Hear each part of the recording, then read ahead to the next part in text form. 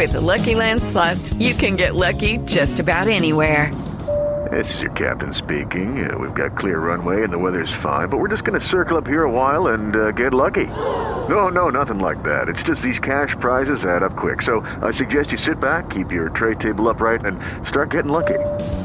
Play for free at LuckyLandSlots.com. Are you feeling lucky? No purchase necessary. Void where prohibited by law. 18+ terms and conditions apply. See website for details.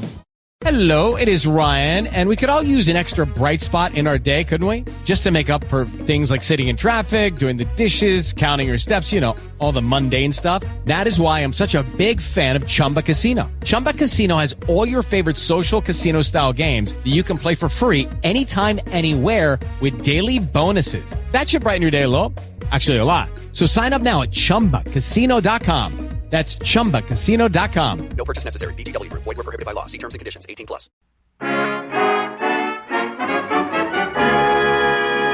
The Harold Peary Show. Yeah.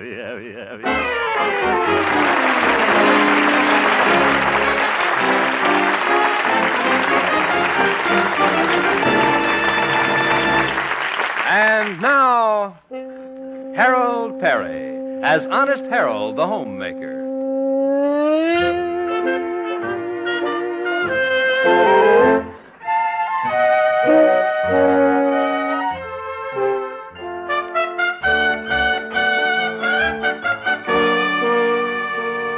Well, there's a lot of excitement in Melrose Springs, for it's almost election time.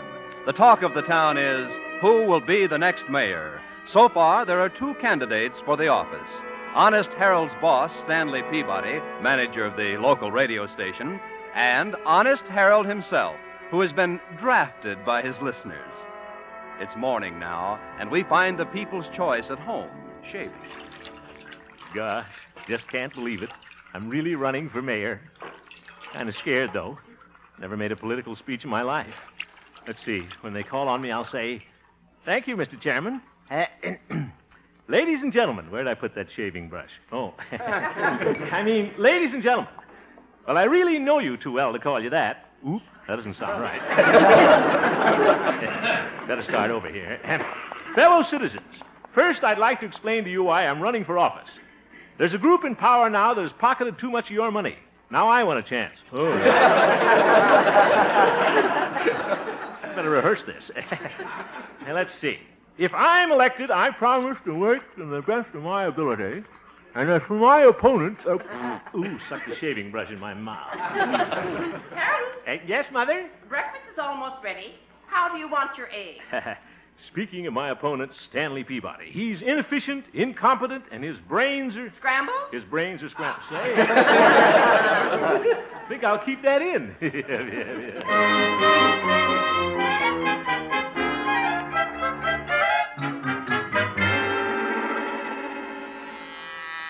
Good morning, Station KHJP. Mr. Peabody, I'll ring his office.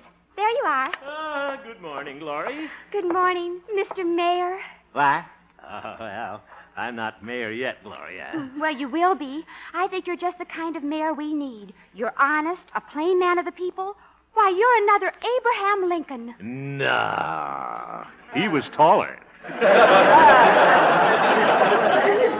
Besides, you have awful cute dimples. Gloria, campaigning for mayor is a very serious thing. The only reason I'm running is that so many of my listeners wrote in and asked me to. The people of Melrose Springs want an honest city government. And if I'm elected, that's what I intend to give them. Hooray! Thank you. Oh, Harold, last night I thought of some wonderful slogans for your campaign. You did? Yes, listen to this one. Honest Harold is awfully nice. If I can get away with it, I'll vote for him twice. Gloria, that's not honest. And he'll pass out cigars, kiss babies with vim. I'd like to be the baby kissed by him. Oh, my goodness. Here's another one. Stanley Peabody is great. He thinks, but confidentially, I think he's... Gloria. Oh, and Harold, you know what else I'm doing? What? Well, whenever I answer the phone, if Mr. Peabody isn't around, I always say, don't vote for Stanley Peabody. He's a drip. A drip? Oh, yeah, you do, huh? Oh, that's wonderful. Somebody's calling now. Just listen to this.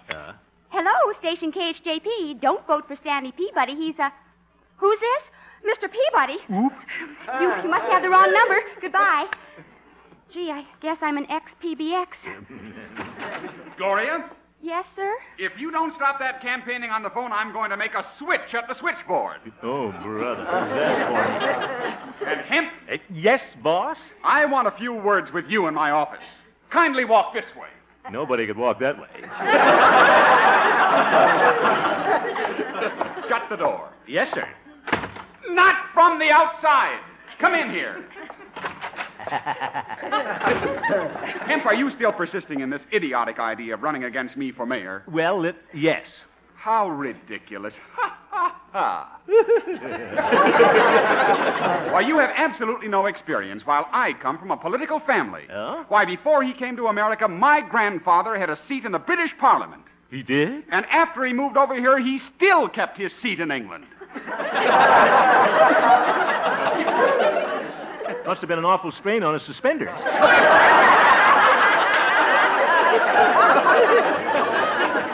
Very funny. Ha, ha. Well, I liked it. Hemp, have you any idea what it takes to become mayor? Certainly, the most votes. Precisely. And in order to get those votes, you have to have an organization. Do you know what's behind me? Sure, the water cooler. No. A political machine. And I have news for you. My uncle is supporting me. Yeah, he's been doing it for years. My uncle has a lot of influence in this town, and I have a lot of others working for me. Do you have a machine? Well, just my 36 Essex. Oh, you mean a machine? I'll bet you don't even have a campaign manager. Well, I don't need a campaign manager. The people know that I'm honest, and that's all that's necessary. Why don't you give up, Hemp? You haven't a chance. What? Do you think the people of this town are going to vote for an idiot, a fool, a moron? I don't know, Stanley. We'll see how many votes you can get.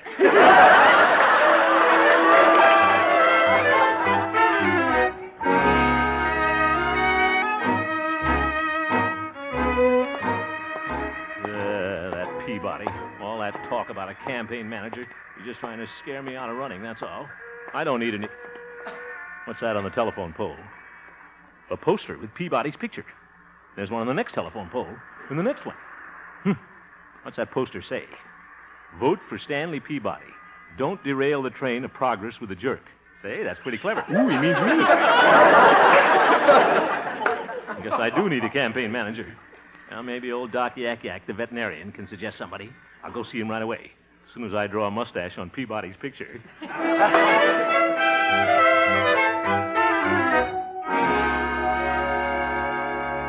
So you think you need a campaign manager, eh, Harold? Oh, I sure do, Doc. Can you suggest anybody? Well, I think I know just the fella for the job. He's intelligent, hard-working, and he's the shrewdest man I know. I'm afraid to ask you this, Doc, but who?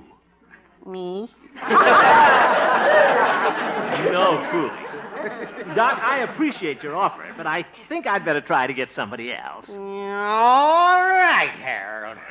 If you'll excuse me now, I've got some work to do. Oh, now I've hurt his feelings. I was just offering my services as an old friend, but if I'm not good enough... Doc, I didn't... That's all right. I'm just a nobody, just an old horse doctor. Doc, old horse, old... Well, the animals love me. Huh? Why, there's not a cocker spaniel in town that wouldn't share his last can of Red Heart with me. Doc, I'd do anything for you. You know that. You can be my campaign manager. Well, okay, Harold, if you insist. Well, candidate Hemp, let's get down to business. Got your campaign speech? Well, sort of. Well, the first thing you got to do is try it out. On you? No, on my animals. What?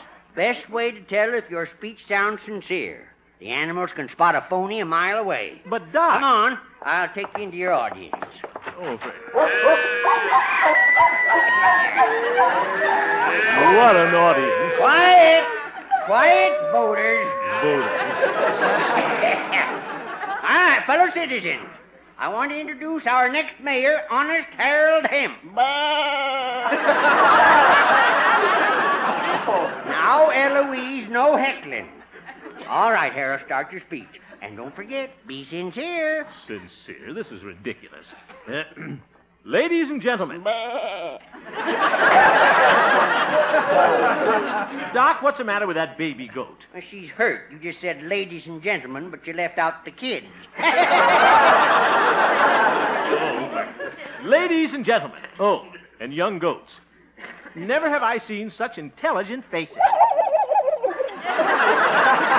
Harold, you're not being sincere. And with your support, fellow voters, I'll defeat my opponent, Stanley Peabody. Why, it'll be like leading a lamb to the slaughter. Harold! You're angry. I'm sorry, fellas. Fellas! Oh, there's the phone. Yeah, I'll be right back. Okay, Doc. Now, I didn't mean to insult you little animals. Well, I love animals, honest. You can ask my cat. Harold! Huh? Harold, I got some bad news. What is it? That was Gloria at the station. What? Stanley Peabody has hired a big sound truck. He's going to campaign around town in it this afternoon. Oh, that's going to cost me a lot of votes. Oh, not while I'm your manager. Harold, I got an idea. What's that? Yes, sir. My brain's ticking away every second. Stop taking bows, Doc. Tell me your idea. All right, Harold. I'm going to build you a float on my buggy out in the barn. A float? Mm-hmm. I'll paint some signs on it and hitch it to my horse, Silver Moon. Then we'll follow Peabody sound truck all over town. That'll steal his thunder. Say, I think you got something there, Doc. Sure. Now, we've only got an hour. You better go to the marshal's office and get a parade permit. Yeah, all right, Doc. And you'd better hurry, Mayor Hemp. Mayor? Yeah. That sounds pretty good. Thank you, Doc. And thank you, voters.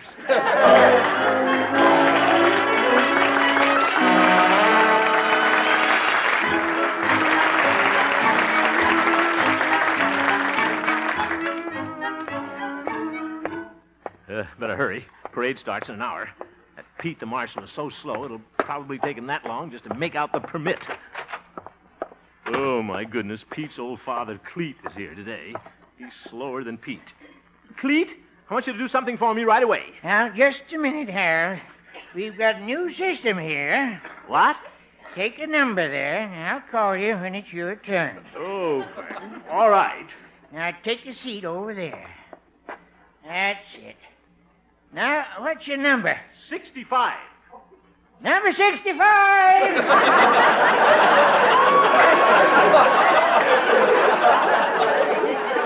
What a system. Now, look here, Cleet. I'm in a hurry. I want a permit for a float this afternoon. Now, just a minute, Harold. Have to fill out a form. Oh, my goodness. Name, please. Margaret O'Brien. Margaret O'Brien. Let me write that down. When did you cut off your curls, Margaret? Very funny. How old are you, Harold? Well, I'm nearing 40. Nearing 40? Huh. You must be on your second time around. Come on, Cleet. I've got to have that permit. All right. What year do you want it for? This year, this afternoon. This afternoon, huh? Let me write that down. Get a move on, Cleet. Where are you going to use the permit? Right here in Melrose Springs. Melrose Springs. Let me write that down. Hold her, Newt. There's no lake around here. Now, what do I need a lake for? For the boat. Boat? Oh, my goodness. It's not a boat. It's a float. Oh, I thought you wanted to float a boat. Well, we'll have to start all over again. Take another number, Harold, and I'll call you. Pete, there's something I'd like to call you. I bet I know what it is. But I ain't going to write that down. Get that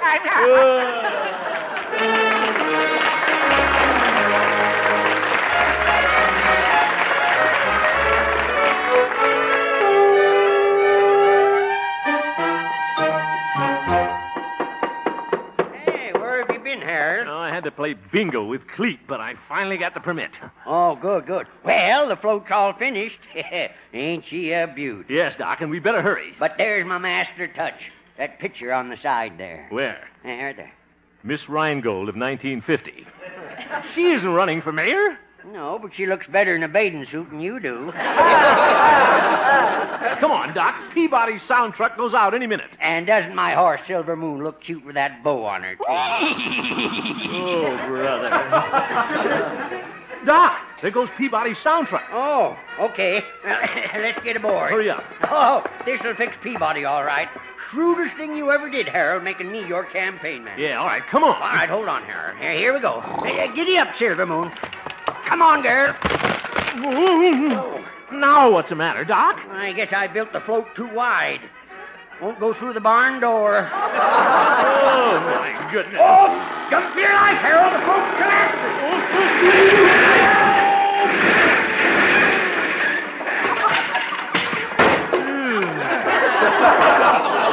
Why, Harold, you got your head stuck right through that picture of Miss Rheingold. Say, you do look pretty good in that bathing suit. Doc, you're fired. What are you laughing at? You're fired, too.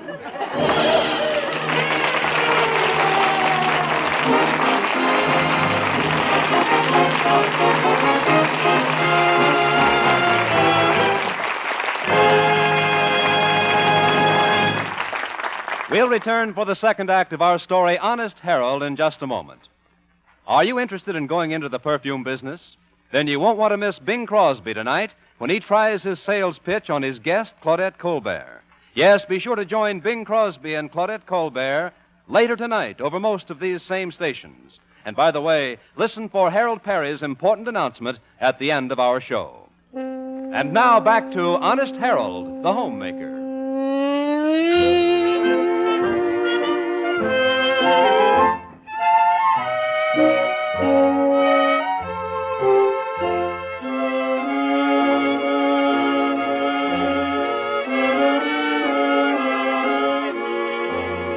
Well, Honest Harold's campaign for mayor isn't going too well.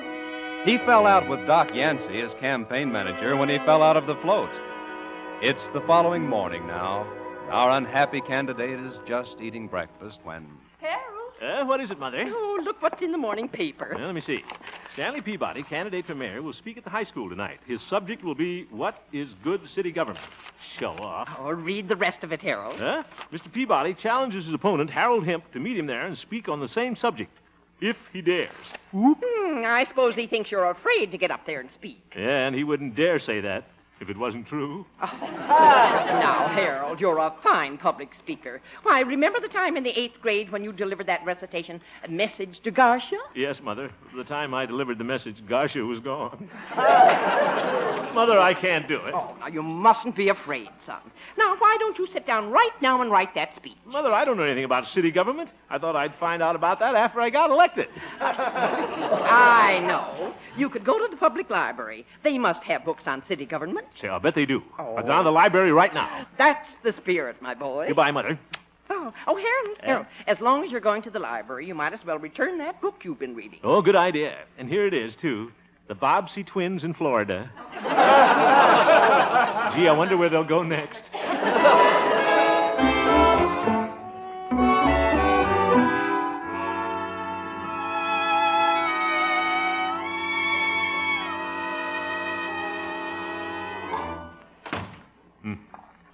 Like a morgue in this library. This is where they probably buried Carnegie. And there's dear Miss Witherspoon behind the desk. Hey, good morning, Miss Witherspoon. I'd like... No loud talking in the library. Oh, excuse me. I'll be with you in a minute. All right. Quiet! Sorry. Now, what is it? I want to get a book. The children's section is right over there. You see, I'm going to run for mayor, and I want to read a book on city government. We just have one book on that subject, City Government, by Timothy Hargrove. It's on that shelf right over there. Thank you. Shh, on your toes. Does she think I am a ballet dancer? All righty. Here's the shelf. Let's see here. What's that? Somebody's got a slow leak. Oh, it's Miss Witherspoon. Come here. All right. Tippy toe. Wait till I get elected mayor. I'll demote her to the non-fiction section. Yes, Miss Witherspoon? I just remembered I checked out that book on city government this morning. You did? Who got it? Maybe I can borrow it from him. Stanley Peabody. Stanley Peabody? Quiet! Oh, quiet yourself. Good God.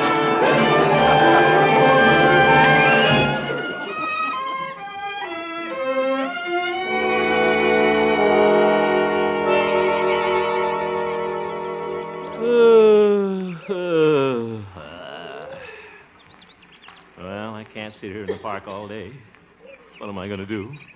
Can't show up tonight with no speech. I don't know why I wanted to run for mayor anyway. Pardon me, sir. What? Have I the honor of addressing, perchance, honest Harold Hemp? Why, yes. The candidate for mayor of this fair city? That's right. Well, 'tis a lucky, lucky day.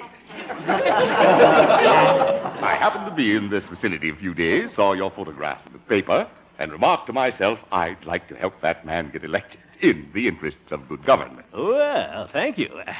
Are you in the political game, Mr. A very astute question. I have been a political advisor for years. My card. Oh, thanks. Careful, the ink isn't dry.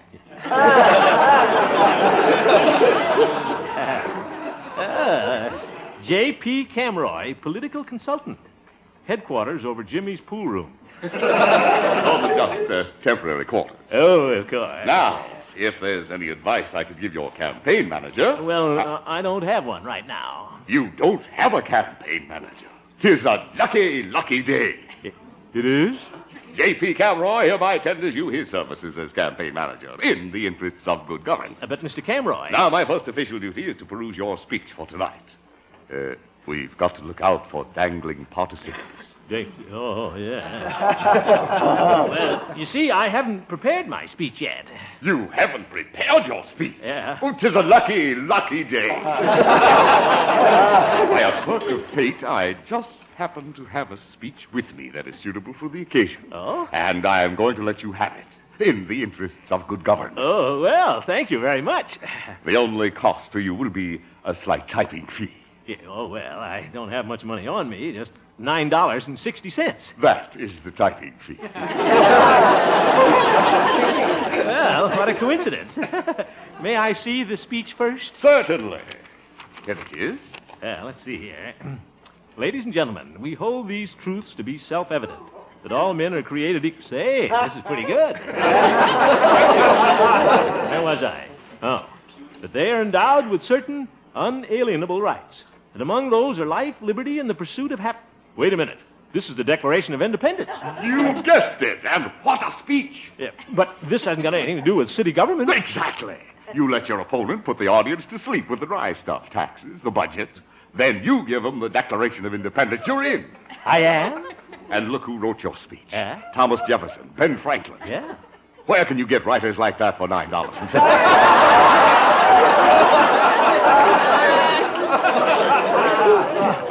Well, I guess you got a point there, all right. Why? A thing like this could sweep you into office. You know, J.P., I believe you're right. Thank you very much. Don't forget the typing fee. Oh, yes, excuse me.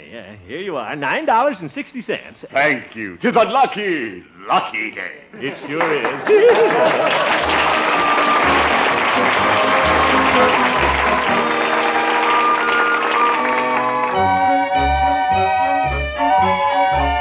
There'll be a hot time in the old town tonight. Sure was a lucky, lucky day when I ran into old J.P. Pretty clever of him thinking of that Declaration of Independence. I got it cheap, too, only $9.60. Well, guess I'm a real politician now. Sweater vest, got a pocket full of cigars and everything. Hey, Harold. Oh, hello, Doc. Have a cigar. Well, thanks. I don't smoke 'em myself, but my goat likes 'em. They're kind to his T-zone. Good. Harold, when I heard about you getting trapped into that speech tonight, I thought I'd let bygones be bygones. I may not be your campaign manager anymore, but Doc Yancey isn't one to desert a friend in need. Well, thank you a lot, Doc, but I don't really need any help. Huh? Aren't you worried about making that speech? Worried? Nah. Well, what kind of a speech is it? Well, it's a sort of a Declaration of Independence. Who wrote it? Oh, a couple of ghost riders. See you tonight, Doc. Yeah. Sometimes I wonder about Harold. Honest boy, though.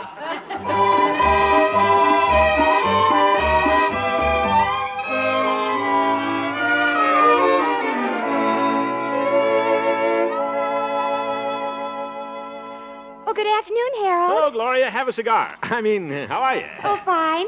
Gee, I thought you'd be home writing your speech. It's all written, Gloria. Did you write it all by yourself? Well, a couple of fellows helped me. B. Franklin and T. Jefferson. Local boys? Well, no, they're from out of town. Philadelphia.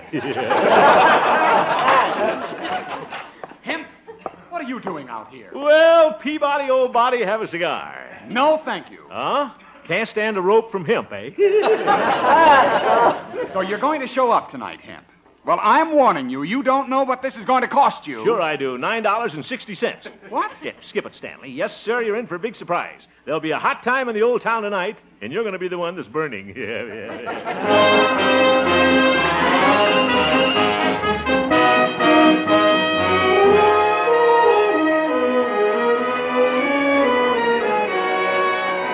a lot of people here tonight. Look at Stanley sitting on the other side of that stage with his long legs crossed. He's wearing tartan garters. The dude. Oh, there's Mother down in the audience. Hello, Mother. I'll bet she'd be proud of me tonight. The meeting will please come to order. Mr. Honeycutt, hope he cuts it short. Thank you. As chairman of the Melrose Springs Civic League, I want to welcome you all to the school auditorium.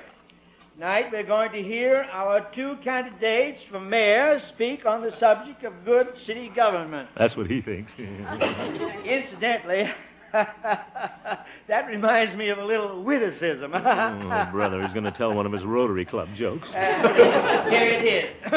Why should some of our politicians go back to school? So they get to know some principles. Oh, brother, Thomas Jefferson didn't write that. Our first speaker will be Mr. Stanley Peabody. He must have all his relatives here. Thank you. Thank you. Come on, Stanley. Let's get that tired old speech over with. Ladies and gentlemen, I prepared a speech on city government for tonight. We know that. But at the last moment, I decided that no words of mine could be as eloquent as the great American document I'm going to read to you. What's this? We hold these truths to be self-evident that all men are created equal. Oop, that's my speech. That they are endowed with certain unalienable rights. I've been framed. That among these are life, liberty, and the pursuit of happiness. I'm sunk. Wonder if I could sneak out of here. That to secure these rights... What's that? Look at all those doors. Where did they come from? That to secure these rights... That to secure these rights... That to secure... Down! Let go of my garter! Wonderful dog saved my life. Thank you, little doggies. Get down. Wonder who let him out of the pond. Hiya, Harold. Oh, it's Doc Yancey, I'll bet he... Good old Doc. All right, now, quiet, fellas, quiet. Well, we might as well adjourn. It looks like the meeting has gone to the dogs. Doc. Yes, what is it, Harold? Thanks, old friend. That was a pretty clever idea, letting the dogs out of the pond to save me. Wasn't thinking of you, Harold. Just thought it was time those dogs got out for a little constitutional. Yeah, oh, sure. Look here, Hemp. Oh, hello, Stanley. That was an underhanded trick, stopping my speech that way. And I paid J.P. Camroy $25 for that idea. You did? I only paid him $9.60. It's a lucky day.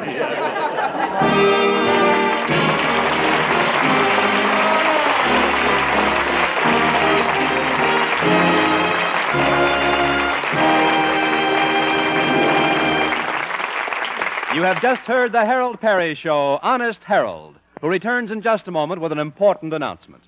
The supporting players tonight included Catherine Card, Ken Peters, Leo Cleary, Ruth Parrott, and John McIntyre, and featured Gloria Holliday as Gloria and Joseph Kearns as old Doc Yak Yak.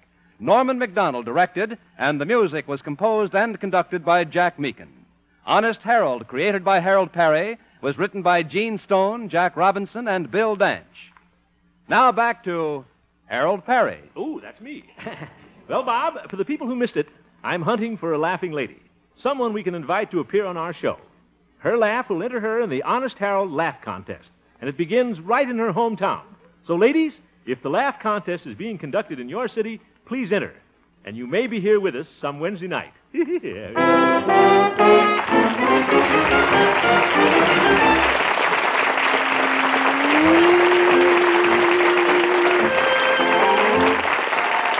Stay tuned now for the Bing Crosby Show, which follows immediately over most of these same CBS stations. Oh, that's a good show. Bob Lamont speaking. This is CBS, the Columbia Broadcasting System.